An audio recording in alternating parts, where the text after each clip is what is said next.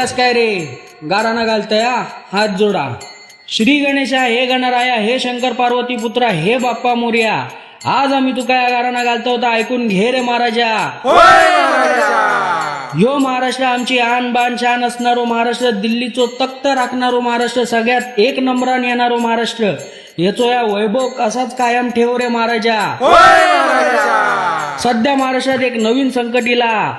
या पक्षातून त्या पक्षात कोलांटी उडे मारून सत्तेचो मलिदो खाऊची स्पर्धा जोरात चालली. या स्पर्धेत महाराष्ट्राच्या हिताचो महाराष्ट्राच्या प्रश्नाचो पार चक्काचूर झालो. या सगळ्यावर तुझी नजर असाच ती अशीच ठेव आणि या महाराष्ट्राची वाट लावणार का कायमचा घरात बसव रे महाराजा. महाराष्ट्रातलो शेतकरी सध्या संकटात. पावसान तोंड फिरवल्याना पीक पाण्याची ऐशी तैशी झाली. शेतकरी पुरतो हवालदिल झालो. वडाची साल पिंपळाक आणि पिंपळाची साल वडाक करणारो तूच या मायबाप शेतकऱ्यांका संकटात बाहेर काढ रे महाराजा.